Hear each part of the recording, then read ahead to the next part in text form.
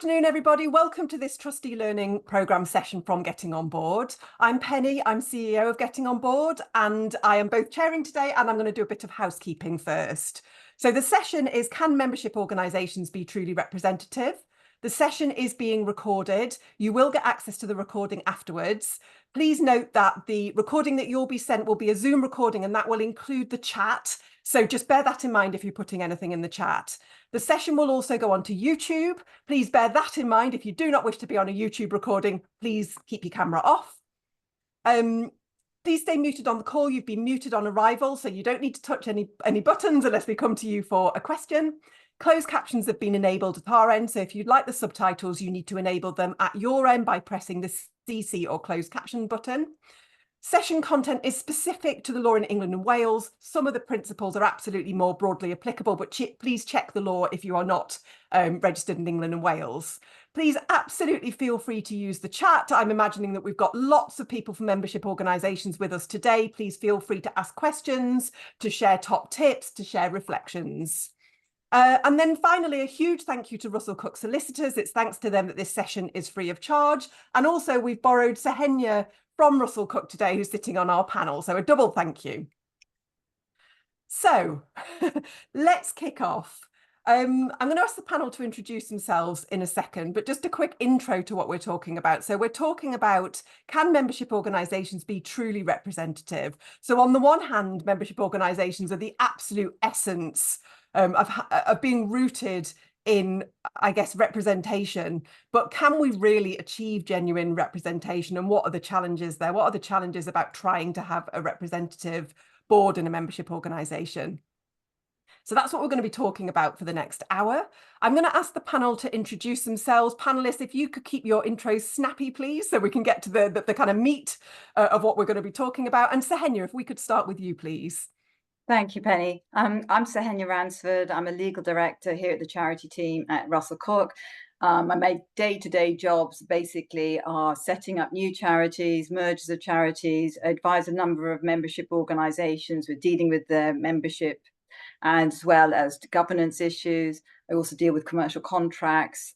So a bit of everything on the governance and commercial side for me. Great, thank you. Clarice. Hi, everybody. That makes it easy for me. For 20 years, I did what Sehenya's just described. I've also worked in-house at a charity supporting other charities on the legals, the constitution legals and training. I've worked at the Charity Commission as well. Alongside that, I've got about 15 years board experience and worked with many, many membership charities of all varieties. Brilliant, thank you. And Mark? Hi everyone, Mark Freeman. I am the Chief Exec of Cambridge Council for Voluntary Service. I have no legal training whatsoever, but I do manage a membership organisation, but also over the years have been a trustee and a staff member and a member of membership organisations. So part of what we do is also to join other organisations, so we kind of see it from both sides. Great, thank you. And thank you so much for joining us today, panel. So we're going to start with some definitions, and we're going to come to Sehenya for this. So Sehenya, give us a bit of what kind of organisations are we talking about today, and what are the different structures that membership organisations can be? Okay. Well, fundamentally, there are two main types of organisations in the sense of your models for membership. You can have the foundation model, which is the very simple structure where your trustees are the only members. And so when you join the board, you'll also become a member. When you cease to be a trustee, you'll cease to be a member. And it keeps it very tight. It's seen as being easy to administer and often therefore cheaper. A lot of new charities that I establish, we tend to set them up as, charitable incorporated organizations or a company limited by guaranteed, but with this limited foundation model. The other type of model, which is probably more of our focus today, is the association model. And the association model is fundamentally where your trustees are members, but in addition, you may have a few extra tens of members and who are individuals or maybe organizations who have voting rights and are therefore able to vote on who's elected to the Board of Trustees. Or with some of the organizations that advise, they have thousands of members, and some of them have even tens of thousands of members. So really, when you're starting off as an organization, you have to look at what you're offering your wider membership. What are the benefits of having a wider membership, and what are the cons of having that wider membership? So for an organization itself, especially if you're obviously charging membership fees, you've got a guaranteed sense of income coming in. You know what your members are obviously interested in what you're doing. They're there to get your charitable objects done and your mission and achieving that. But you have to weigh that up against having an additional membership that you have to look after. That's regarding budgets wise, calendar space. What are you going to give to those members? What's going to make them want to remain being members with your organization? And so it's a real variety out there of the size of membership, but those are the main structures that you can really have for a corporated charity. Wonderful, thank you. That was really helpful. And what are the pros and cons of having a membership with full voting rights as opposed to having members who don't vote to the board? Sahenya. Okay, so some of the advantages is obviously that you're going to have individuals on there who are going to be interested in what your organization does. Say you're, for example, your psychotherapist organization. It will tend to be that a lot of members will obviously be qualified psychotherapists. They'll therefore know what the organization is trying to achieve. You have to always remember, though, that if you are a charity, that you have to go back to your charitable objects. This is not a membership organization for the individuals themselves. There has to be that public benefit element, and that has to be maintained throughout. So some of the benefits of obviously having members who become trustees and are elected on or elect other members on is that they know what the sector is within that particular sector, say, for example, psychotherapy sector or hosteling sector or whatever it is. Some of the disadvantages of that is that they may all think the same way to a certain extent. If I could say like for like, you don't have enough diversity. And that could be diversity in your skill set. For example, you might need accountants or somebody with marketing experience. And if they don't have that, then where are you going to get that from? And so those are some of the key issues that we often see. And there are obviously ways around it. You could get the board to potentially elect or appoint certain number onto the board, or even co-opt at some stage. Thank you. Mark or Clarice, have you got anything to add about pros and cons of membership organisations? Clarice? I think the only other thing that I would add is that there are responsibilities that come with membership. So Sahenya has mentioned that a lot of the new organisations setting up, you can think about closed membership, open membership, as we would call it, closed membership being only trustees and open membership being the variety of others. I'm seeing a trend of organisations moving from an open full legal membership to closed membership. And I think that's being driven by several things. It's the development of the understanding of the responsibilities around membership, but it's also to do with actually being able to manage a membership. So I often come in and people don't know who their members are. And constitutionally, that can be really complicated because there are compliance duties there. Sometimes it's about getting the members to make the decisions if you've got tens or thousands or so. I am seeing a hybrid where you may not be a full legal member, but you are still another type of member, an affiliated member, and you may be paying for that without, and the advantage as a member of that is you should be getting all the benefits that you want out of the organisation without the responsibilities. Thank you. Mark?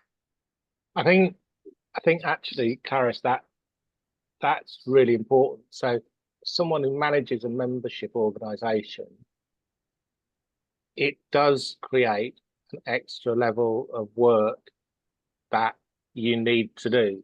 And actually, depending on the size of your organisation and the reason that you might be thinking of having members, that is worth taking that into mind, because that whole just keeping track of it, and we only, we're only a small organisation and we have about 280 members, but it is making sure that we have those contact details for all of those 280 members, especially at those times of year when we need to contact them because our constitution says we have to, and that that those details are kept in place, and that we you know, that we know who's turned up to AGMs and who hasn't turned up. So there is an element of work for that, but actually that can be balanced with that benefit as well. So I think certainly from our point of view, we are one of those organisations, Paris, that have thought about moving away from our current structure, but have decided that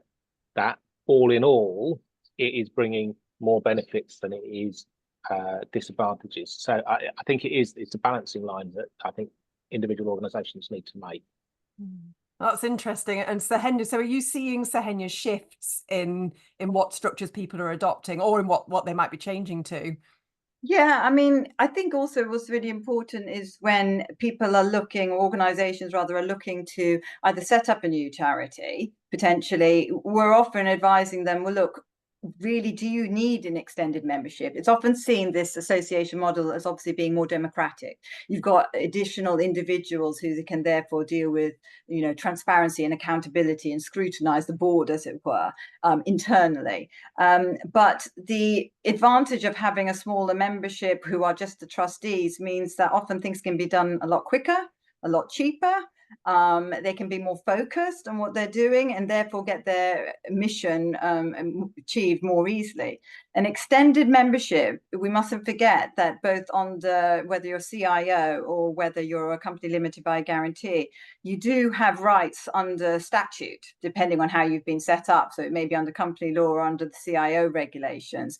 But for example, if you've got a membership or part of the membership who don't agree with what the board's doing, you know, 5% of the membership with those voting rights can get together and, you know, requisition, or rather call a general meeting of their own and put forward their own resolutions. And sometimes that is very time consuming for clients to deal with. It may be a sort of group of the membership who's gone a bit wayward, or are trying to seek their own agenda, which is not in line with the charitable objects of the organisation. So I think there's a real start where you're looking at setting up, you need to actually decide why you need a membership and what you're going to get out of it and what your members are going to get out of it. Are they going to get training? Are they going to get exclusive discounts, etc.? If they're not going to get much, and you're not as an organisation going to gain much, well, then why have that? And my final point on that is also that always look as to whether it's still appropriate, the structure you've got for your organisation. So sometimes when we do governance reviews for individuals who come to us with their charity, exactly like Clara said, you say, you know, who are your members? And they don't even have a register. They can't tell you. And you then might say to them, well, look, you might want to change your constitution and just have a simpler foundation model. And I guess that's good advice, whether you're a membership organisation or not, isn't it? About checking your structure is still applicable. Absolutely. Paris. Yeah, just to Sehenya made a really, really good point there about democracy and about how actually having a membership doesn't always achieve that, because if only 10% or 20% are actually engaging, that's who's driving the organisation. So is it being democratic? The really good membership organisations are able to deal with the bureaucracy, the housekeeping, etc. They do that reflective piece that Mark has talked about. Is this structure still right for us? And then they do an engagement piece. So it is a democracy, and not a lot of the times of the organisations I work with, the vast majority of the membership aren't actually engaged. So the question is then, why are they members? Other than paying that fee, which you could achieve with a different type of membership structure, why are they actually there? And so that's what I would just, you know, it's a thoughtful piece that you have to have on the agenda, on the radar. Thank you. And Sue has said in the chat, with membership comes democracy, which can be tricky. And I guess this is the trickiness we're talking about. Mark. Yeah, and I think that need to very carefully look at why you're doing things and what you're doing is key. And you know, certainly for us, the type of organisation we are traditionally was always a membership organisation, and we have been since 1970 something when the organisation was set up. And as a CVS, part of what we do is a representative role, and I think we might come on to that ability to be representative later on. So for us, it did seem important to keep that structure. But very much like Clarice was saying, how much do our members care about those things they actually get to vote for at the AGM? And hand on heart, they probably don't. So every year we say, you know, are you happy that we're going to have the same auditor or a different auditor? And you know, people just put their hand up because at the end of the day, they don't care who the auditor is. And they do vote for trustees, so there's a bit more engagement there. But it is important that we spend our time finding out what members want in other ways that aren't just through that democratic process, because very much we live and die on the services that we provide to our members, and therefore, you know, would be nuts if just once a year at the AGM we say, you know, what do you think we should be doing next year? To the you know, 25% or 30% have actually turned out. We have to find other ways of engaging as well. So let's move on to that question. So where trustees are elected by members, what tips have the panel got for encouraging members to vote? And Mark, you started to talk about that. I wondered if you could say more. Yeah, I mean, we tend to find cake and biscuits. It's a great way if there's an in-person. You heard it here first. But part of it is about also telling people what that membership means, and it isn't just about that voting. And certainly for an organisation like us, it is about being collective. It's about being part of a wider movement. So from our point of view, this is a wider movement of voluntary organisations in Cambridgeshire, and it's instilling in people that is important. And actually, their membership is absolutely, they get some training discounts and stuff like that. But more importantly, what they're doing is they're showing that they want to be part of that collective. They want to be part of that wider voice in those conversations that the sector is having with other partners. So I think for me, it is making sure that they understand that, and that, you know, the reality of it is we offer a set of services and we charge a membership fee, and the membership fee is very much just a token. And it is just about people saying, absolutely, we recognise this is important, and here's a small amount of money. It doesn't cover the benefits or anything, and that's not what we're trying to do. What we're trying to do is say it's important that we are a collective, and you have to give people that reason to become a member, and it's then that they will turn up to meetings, or they will engage, or they will complete survey forms or whatever it is. If they don't feel that they are part of something, then I don't think I think you're hiding to nothing to try and get them to be engaged. And I guess I live in Cambridge, and I see that you're not just getting members' input, you're doing something with that input. And I guess whatever sort of membership organisation you are, that feeling of not just being asked for the sake of being asked about something, but actually, it's genuinely being used for the development of the organisation. Yeah, absolutely. The sake of being asked, just for being asked, is the auditor bit. The real work that we do, and we do with our members, is the you've said this is what we've done sort of. Great, thank you. So Henya and Clarice, anything to add about tips for encouraging members to vote? So yeah, I think that a lot of my clients, what they have done in the past is similar to the tea and biscuits, is basically give an incentive in the sense of having a training event that's linked to that meeting, be it at an AGM or another general meeting, or having a great speaker.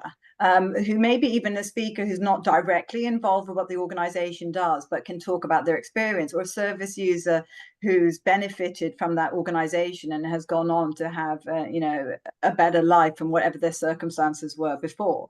I think all of those can be really good in, one, getting people to come together, but also remembering why they became a member of that organization in the first place, and what that organization is aiming to achieve in the next 5 years, 10 years, or things change and develop.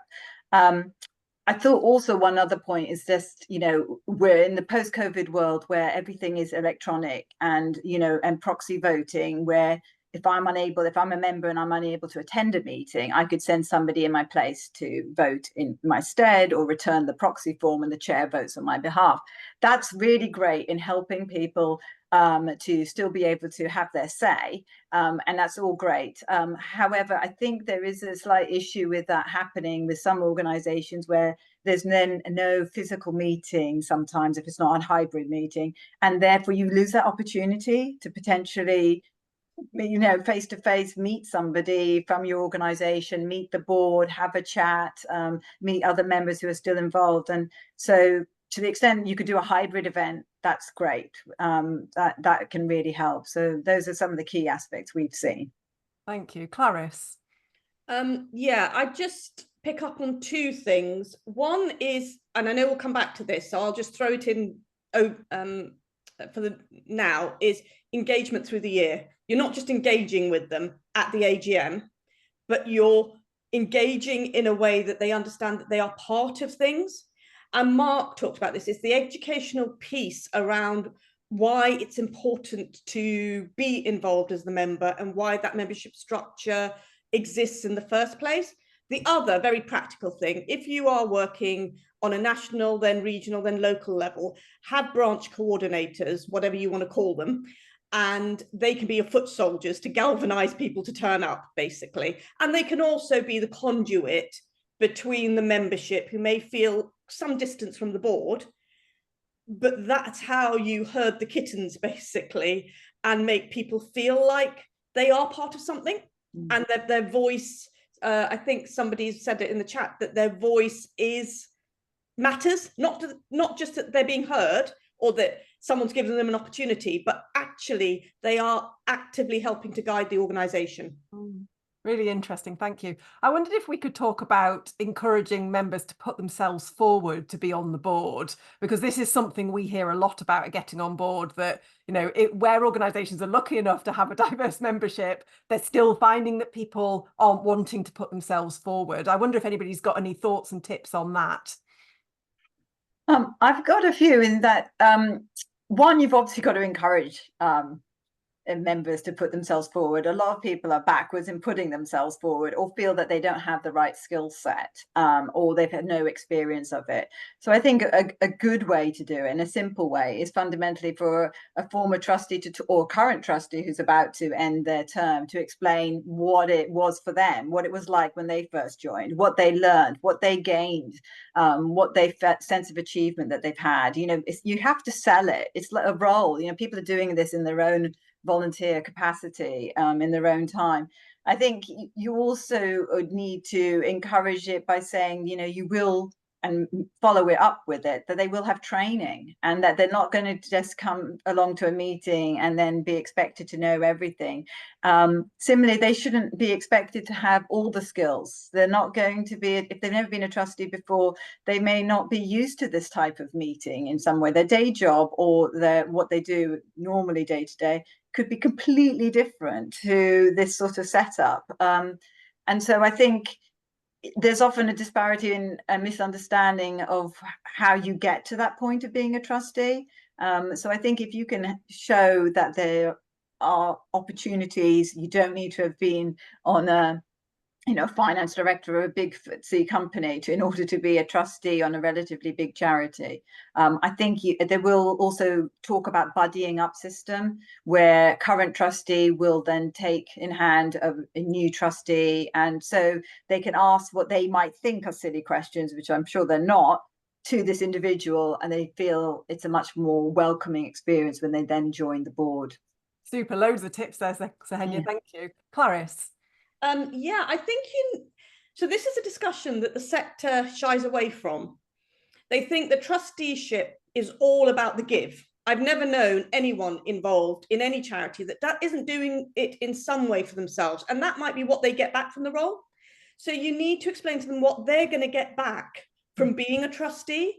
And this is the shift. It's absolutely fine if someone comes on and what they want to do is gain leadership skills or understand a different sector. As long as they're going to be there and they are absolutely passionate about what they're doing, and they will turn up and they will be active, talk to them about why they might want to be a trustee. I also think that boards need to think very carefully about how they have their meetings.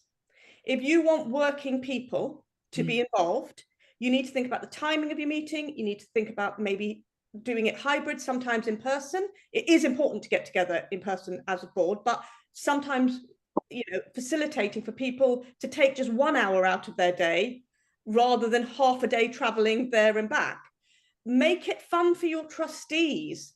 You know, have a get together that isn't about board business before, you know, explain all of that kind of thing that you get out of it. The network, the fact that you are going to be surrounding yourself with people that are mission driven, that are really great people to work with. That might be something that you know, you don't have somewhere else in quite the same unique way as you do for. So it is that sell, but it's being. Oh, the other thing I would say is look at your board and think about who you need. So if it's somebody, if you don't have any young people on your board, when you're putting it forward for the election, say we are particularly looking for, and explain it so somebody doesn't feel like they've been left out. You can just say, in this round of elections, we are particularly focusing on this area of underrepresentation and this area of underrepresentation, and this is why. But that is not to stop other people. Great, thank you. And Mark, I'm going to come to you, but just to pick up Jill's note in the chat that the role of trustee feels very daunting to many people. I think that's bang on, isn't it? That it's this weird, mysterious thing that other people do. So Mark, how would you go about encouraging people to put themselves forward? I think for me, it's a couple of things. And I think however you're recruiting trustees, it doesn't matter if they're from a membership or from the wider public, you know, I think the same things apply. And obviously, Penny, you guys have done loads of work to promote that. And I think it is that it has to reflect the organisation in some ways. So your trustees and how you're recruiting them and how the meeting works will reflect the organisation. So we are an infrastructure organisation. So our members are other charities and community organisations. So as a general rule, I don't have to explain what the role of a trustee is, because most of them get it because they're either a trustee or they're a staff member working with trustees. So that gives us a bit of a head start. But at the same time, that's not necessarily true for everyone. You know, we're also telling our members that, you know, if there is someone within your organisation who is just starting out on their career, we'd welcome them as a trustee as well, because, you know, they will then gain hopefully that wider view of what the sector is doing in a bigger area than just theirs, and at the same time, hopefully they'll gain some, you know, useful skills. So it is that, you know, you get more from being a trustee than you give. And I think that's true for all of us who've been trustees. But also it is, Jill, and it goes back to what you were saying, it is about finding something that reflects that organisation. So if you are an organisation working with young people, how you manage your recruitment process and then how you manage your meetings might look very different than if you are, say, a CBS. You know, nobody apart from me and my fellow CBS chief execs are passionate about infrastructure. You know, people are passionate about whatever their particular cause is, you know, whether or not it's their village or their community or, you know, whatever it is. Very few people are passionate about infrastructure support.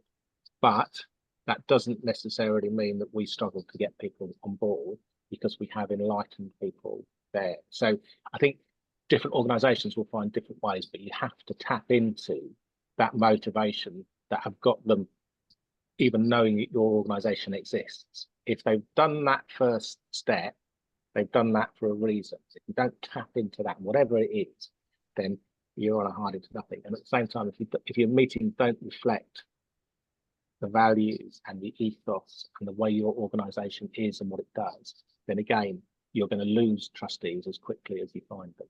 Yeah, great, thank you. I'd like to talk about this, and I'm going to crack us on because we're halfway through. We've still got lots to cover.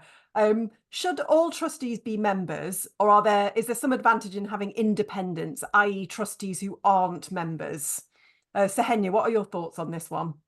I think it's really advisable to have independents, people who are non-members on your board. The reason being is that, you know, if they have to, and you obviously have to check your governing document to what it says as to who can be a trustee. But if it says that you have to also be a member, and if it's a type of organization which it's particular professional skill, if I can call it that, say for in relation to counselling, etc., then you're going to get a board full of like people.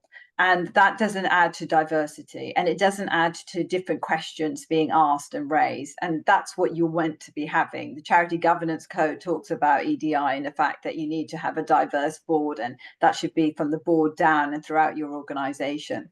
So you can have independence by maybe being a certain percentage of your board. So for example, if your board is 10, you might say that, you know, 3 of them are going to be independents, and those independents may be appointed by the board itself, as opposed to being elected by the members. So the members will still get the majority people in, and they will still be members.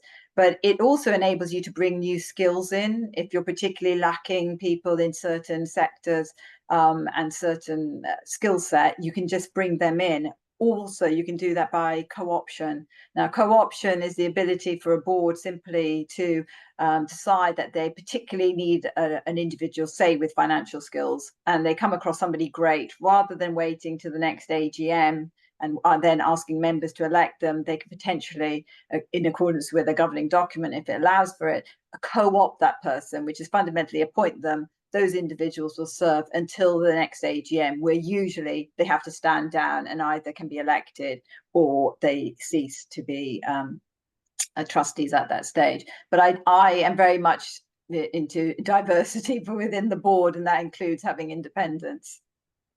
And have you seen, Sehenya, because one thing we've seen at Getting on Board is organisations changing their governing document to increase the proportion of independents that they can have. Is that a general development? Yeah, I think we're seeing that more and more often. It's obviously, you do remember that when you're changing your governing document, you need to get your members to consent to that. And if it's a company limited by guarantee or even a CIO, you need that 75% of those who need to vote, of your membership need to vote in favor of it. So you could have a bit of a stumbling block even at that stage. But it is something that we are seeing more and more often because of the benefits of having a more diverse board and the ability for directors themselves to be able to appoint to the board. Thank you. And Mark, I was going to come to you about a question about, I guess, conflicts of interest. That in an organisation like yours, where people are necessarily coming from Cambridge or Cambridge voluntary organisations, do you think that independents give, if people are coming in as a trustee and they're not attached to another organisation, does that give an independent voice that otherwise you might not have? And I don't know if you have independence, by the way. We do. And to be fair, for us, it's a pain in the neck because we have a set of rules that said a certain percentage of our trustees have to be from the membership and a certain number have to be independent. There's a proportion. But because our members are organisations, and obviously individuals from those organisations become the trustees because the organisation can't, people have a horrible habit of changing organisations and leaving, and therefore suddenly all of our ratios. And so it's just another thing to think about is that what happens if you do have that changing membership that then messes up any ratios that you have within your governing document. But absolutely, I think it's essential. And it's not just about conflict of interest, although, you know, obviously we do have occasions where certain members of our trustee board have to step out of discussions just because we're talking about a particular area that their charity is involved with or whatever. Not very often.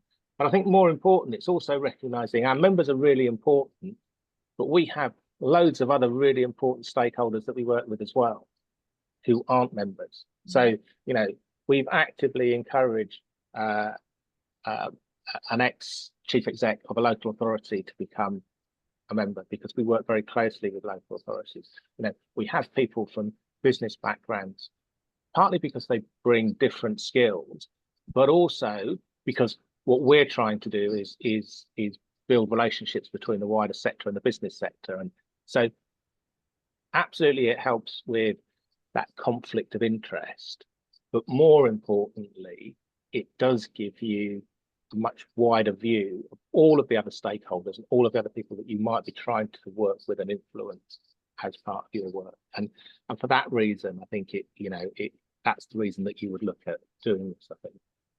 Thank you. I'm going to move us on, and Clarice, I'll come to you first. What are the particular challenges to having a diverse and inclusive board of trustees for membership organisations? Well, particularly if the constitution requires the trustees to be drawn from the membership, you immediately are drawing from a smaller pool. So that, and what I would actually say to Mark's situation and to this is to encourage people who are members to be trustees, but not make it constitutional requirements. And if you've got a constitutional requirement and it's tripping you up, change it. So have a constitution that says or is structured so that you're getting most of your trustees from the membership, if that's what is going to work best, but without making an absolute requirement. It's having the flexibility, really, along with the flexibility to get all of the skill sets that you need, etc. And one thing around diversity and inclusion in all the work I do is the business case reasons for it are that diverse, fair and inclusive organisations outperform those that aren't. That's the bottom line. What you find with membership organisations is when you're drawn from a particular pool, you might get people from particular backgrounds or with particular passion, or if they're service users, drawn from that pool, and it creates blind spots, which creates risks, which, so it is more difficult. If you, the answer is to change a constitution to have the best, like Hovis, best of both, basically, that allows you to get the people that are passionate, but have an allowance that allows you to co-opt without a requirement to co-opt, without requirement to have the independence. And that's probably the flexibility that certainly I encourage all organisations who are looking at their constitutions, and even those that aren't, if they're tripping up on this and it's really having a problem, it's like, well, it's time to look at your constitution and it's time to actually make it work, in today's terms, not in, but I do sympathise with Mark. I'm working with an organisation at the moment and they're going from an open membership to a closed membership. And the communication around that, because they've never exercised, well, so here's a tip, they do that by their annual jamboree. They put their AGM along with their annual jamboree where everyone is coming together because they're having their annual get together. It's got a very family feel in all the right ways. Even then, when you've got almost all the membership there, they're 750, their quorum is 75, max will 200 turn up, and those 200 are directing the organization's strategy, etc. But the communication piece that's going to go with, you really don't want or need this membership because they've never exercised the right, they probably didn't even know they were members until the housekeeping exercise recently. Telling them you're taking it away, that's probably when they're going to start going, hang on a minute, we're not going to be involved in electing the trustees. Well, can I give you some hard love here? You haven't done it for 10 years. And now you're saying you're objecting to this being taken away? Rights and responsibilities. You haven't discharged that responsibility for 10 years.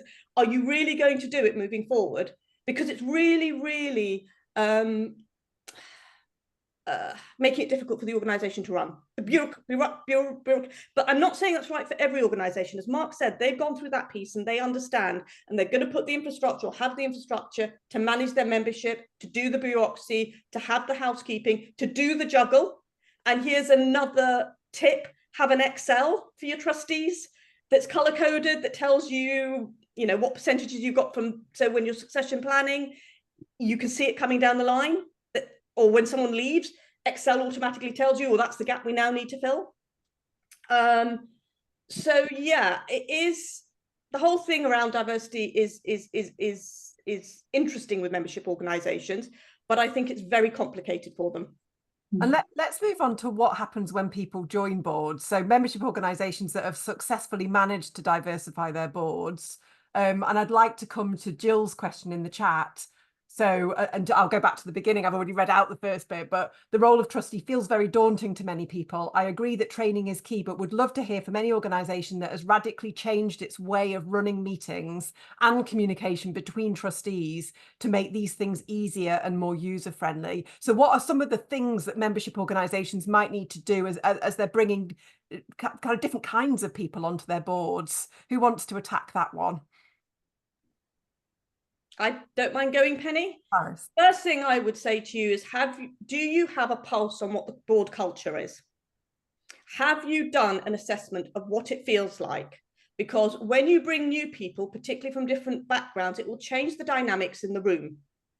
So I did this for a board that I was actually a board member of, and somebody we did a board culture audit, is how I describe it, or board self-assessment, facilitated self-assessment exercise, where we asked certain questions. And one of the most telling things from, it was a previous board, that was a comment: it took me 2 years to find my voice. Right. It took me and I can tell you exactly why. I'm not going to, because I'm preserving confidentiality. I will just say to you, it was somebody that was not like anyone else in the room. So the first thing you need to do is look at yourselves as a board, and what changes might we need to make? What support might we need to give? How are we going to feel when we go from something where everyone smiles and nods and doesn't think about it, and you might get somebody that asks a question or challenges or gives us a different viewpoint, may feel strongly about it, particularly if they're a service user. All those things are good. It's good to feel uncomfortable in board discussions, as long as it's within a good framework. So there's a lot that you can do. But allyship, looking out for your board members. If someone suddenly goes quiet, as a board member, not the chair, just as a board member, is everything all right? Because you know, something might be going on in their personal life. You don't know. There's so much we can do, that actually the kind of people that are drawn to this sector are the kind of people that would want to do it. I just sometimes think they don't have the tools in the box. And we do have a culture, I'm probably going to step on some difficult territory here, where a board, somebody said to me about EDI in a panel session I did on LinkedIn, thank you for talking to me about this in a typically English way. I wanted to say something but didn't know how, but now I have the tools. So most of the time, it's just empowering people to deal with dynamics. The other thing I would always say to any board, and this isn't just about EDI, make any point you make about the issue, not the person. And if you see somebody who's not doing that, if you see somebody who's making it personal, it's your duty to step in and bring it back to the issue in a kind, polite, typically English polite way. Thank you. We've got those dynamics, that we've got responsibilities ourselves. Yeah, great. Lots of top tips there. And I love your point about, you know, we're going to need to welcome and expect debate, aren't we? If we're bringing in different voices, then that's something we not only need to be comfortable with, we need to be welcoming, because that's good governance. There's some good practical tips in the chat, which I'm just going to read out. So Vicky says, we now rotate our meeting days and times to help more trustees attend more meetings. We now also mix up in-person and online meetings. And Sue says, we have catch-up sessions between meetings, sometimes in a room in a pub, so that we can socialise afterwards and get to know each other as people, not just as trustees. That's really important, isn't it? If we're going to create a trusting boardroom, then we need to know each other a little bit. So Kenya, would you add anything in terms of tips for overcoming challenges? It's probably a very controversial one that people don't want to often talk about, but sometimes you have trustees leaving boards because of one individual or two individuals. And I think it's really important to remember that despite it being a charity, not everybody comes with a charitable persona, and there can be bullying and intimidation. And I'm not trying to put any people off from becoming trustees, but what I'm saying is boards need to look at their board and not just say, that's the way X always behaves, or that's the way Y always behaves, or that's their manner. They don't mean anything by it. The board itself, especially when you're going to recruitment, you need to think about, you know, is this actually affecting people's retention rates on this board, or the ability for somebody who does join wanting to stay? And then they have to call it out and look at potentially looking at the governing document. Should they be removing this individual for whatever reason? And that is controversial, but I think it's worth saying, because a lot of boards will continue in the same vein, and then, you know, you find out after the person finally leaves after 10 years, people are like, oh, what a relief, they've gone, because now we can get X, Y, and Z to join us. Somebody said to me that one of the best qualities of a trustee is bravery.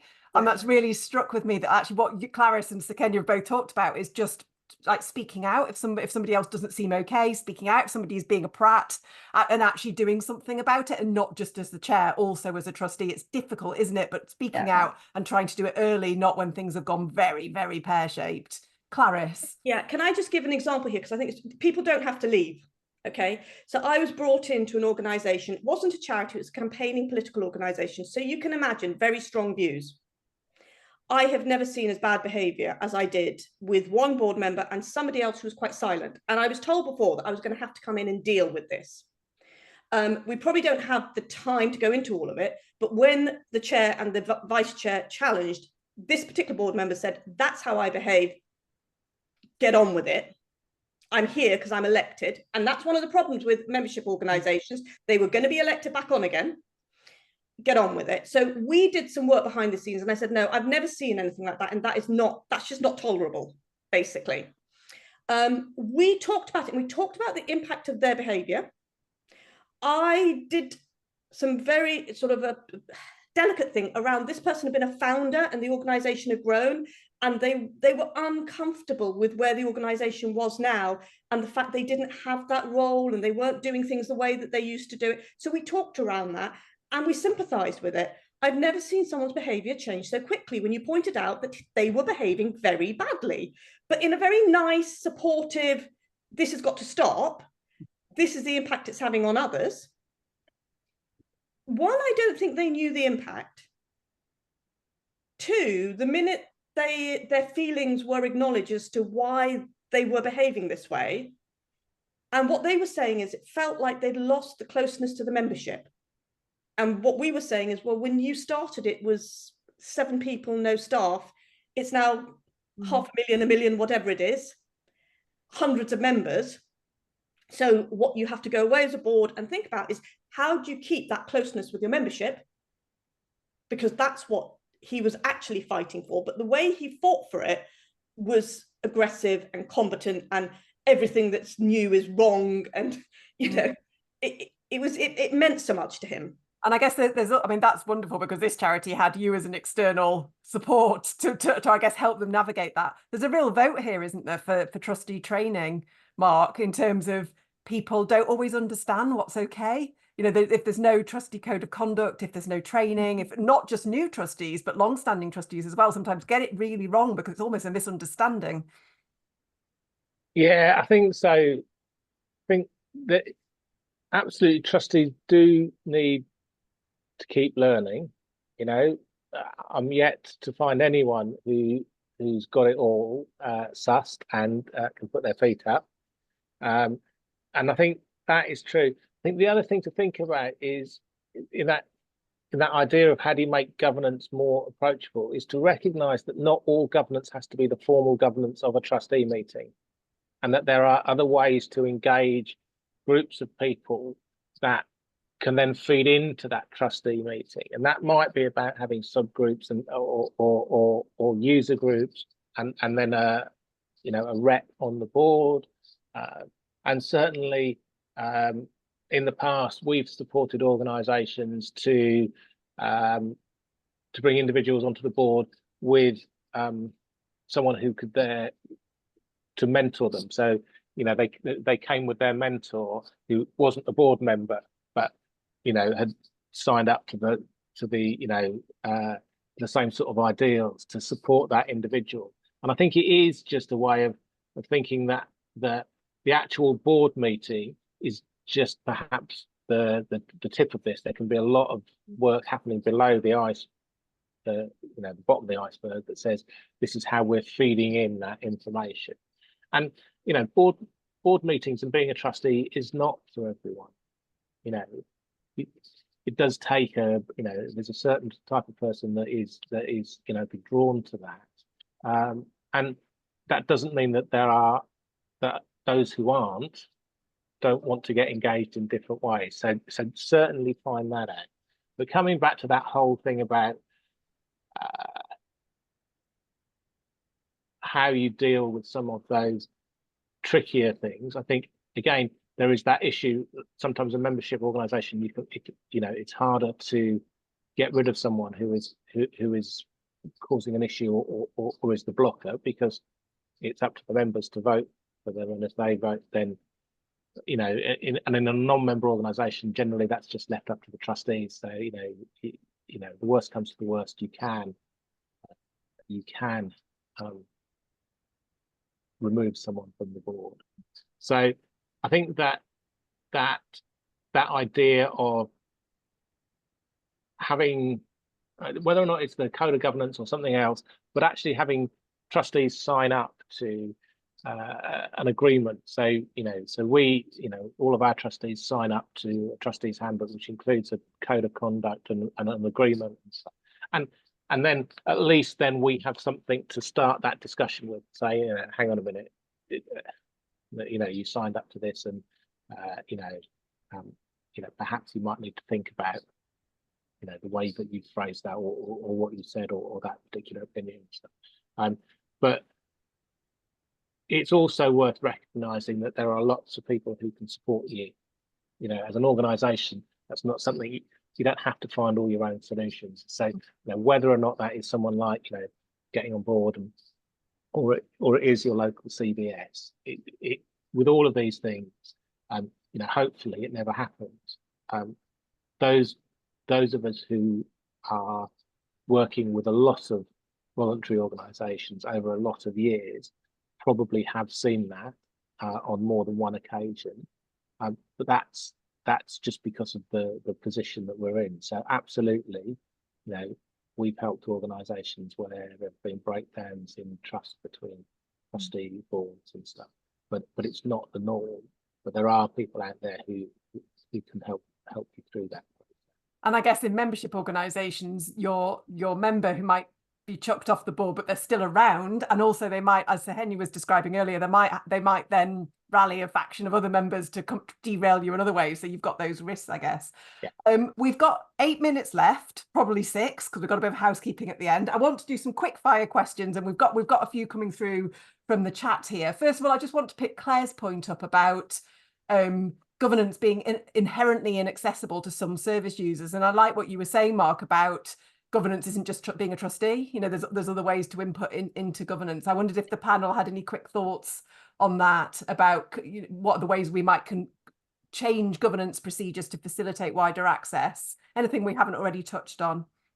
I'd say about your code of conduct, deal with that before it's an issue. So the one that I was dealing with, they were updating their code of conduct because it become an issue, and that becomes really, really diplomatically hard. So have the code of conduct. And also when you induct a trustee, and tell them war stories, not from your organisation, but this is why we have a code of conduct. This is what's okay. This is what's not okay. And I would also say that actually governance should be for anyone who's interested in governance. So I just want to make that point. It's the hard side of volunteering is what I would say, compared to, in volunteering, I go and coach kids with cricket. When you see a child catch a ball, that's the nice, lovely side of it. Governance is the back office, tougher bit of it in some respects, because you don't get that immediate thing. So in that way, it might not be for everybody, but it should be for anybody who is interested in that strategic role. And you've got to go out of your way to make it possible to service users. And I'm to really that, struck by this isn't exactly service users necessarily, but I've always been really struck by something somebody from the Young Trustees movement said. They said that you can't just have stick all the young people on advisory committees, because that's like having a kids table and an adults table, that actually we do need these other forms of inputting into governance, but that's not instead of having people as full trustees. So Henya, I want to come to you and ask you a slightly different question. Yeah. So chicken and egg, should organisations be diversifying their membership first or their board first? Which comes first? Well, in an ideal world, you look at the Charity Governance Code, it talks about top down, and it also talks about getting it right at the board and then throughout your whole organisation. And it shouldn't just be your membership as well as staff, as well as everyone who's engaged. It's service users who may be service users but not members. It's a really hard one. And when you look at the Charity Governance Code and it's, you know, sets out all the different sort of objectives and then potential ways of achieving it, it's going to vary for each organisation. Some of them will not have the staff even to get involved in this sort of situation. Some may not even have the budget. So how can you do an assessment of where you're at currently to know where you're lacking or where you need to go to? So I'm a bit of a politician's answer on that, is that it very much depends on the situation. But if you don't have it at the top, then how can you expect it amongst all your service users or your members? So I really think it is something which the Commission's going to focus on more and more. So you've got to do what you can in relation to getting that more diversified board in the first place. And if you don't have it there, then it's not going to be top of their agenda when they're looking at the membership or the rest of your staff, etc. Yeah, thank you, Mark. I think just to echo that, and I think it is, I think that was exactly the right answer, Henya. I think. Oh, thank you, Mark. there's not that right or wrong way of doing this. I think when you're looking at the diversity of your organisation, it is the organisation, and so there's almost not a chicken and egg, Penny. I don't think it's just that it's something that you have to do as a whole, and you know, I don't know what the different organisations will approach that in different ways, but absolutely, you shoot yourself in the foot if you just look at one area and don't look at another area, because that, at the end of the day, you're going to do lots of work to no real impact and no real difference. So start from your staff and your volunteers and your trustees and your members, and and all of that has to be done at the same time or addressed at the same time. Great, thank you. One final question, which I'm going to throw to Clarice. And Clarice, you've got about 60 seconds. and I guess the question is, and it's partly in relation to what Althea, sorry if I pronounced your name wrong, says in the chat, does a skills audit help in terms of maintaining the board and having a strategic representation? But I guess my question is slightly more informal, which is who or how do we decide who the right people are within the constraints of a membership organisation? Is there a risk here that we're just going to have a popularity contest when it comes to elections? So how do we navigate that? 60 seconds, Clarice, go. So it's absolutely proven that if somebody knows a name, they're going to vote for them if you've got an electing. So if someone's already a known name, whether they're good, they're bad, or they're ugly, they get re-voted on. So that's where the trustees need to come out and engage with the membership and say to the membership, this is what we're looking for, this is why. And one thing actually that relates to an earlier question, have an information evening to meet the board, and something that touches on everything that Henya and Mark said, which is absolutely spot on. When it comes to diversity, top down, bottom up, side to side. So best organisations are looking at this and they're trying to diversify their membership, many to survive, actually, because their current base isn't enough for them. And how are you going to reach out to them? Have someone they can see at that top level. My final point is a bit like funders, national organisations that have that hierarchical, don't tell your local branches, this is what you need to be doing if you're not doing it yourself. You need to walk the walk on this and you need to lead by example. Great, thank you. Top tip. So thank you all so much. Thank you, Henya, Clarice and Mark. Really, really interesting conversation. Thank you. Thank you for the comments in the chat as well. Please let us know what you thought of this session. I've posted a link to the evaluation form in the chat. You'll also get that when you log off this call. We have a little section in that form which is ideas for other sessions within this free programme. That's where we get all of our ideas from, so please keep them coming. This is part of the free Trustee Learning Programme. It's completely free of charge, online, 1 hour introductory sessions like this about a whole variety of topics, including sessions for people who are thinking about becoming a trustee, particularly for the first time. So do check out the programme, the link's in the chat. And thank you all for coming, and I hope you all have a lovely afternoon.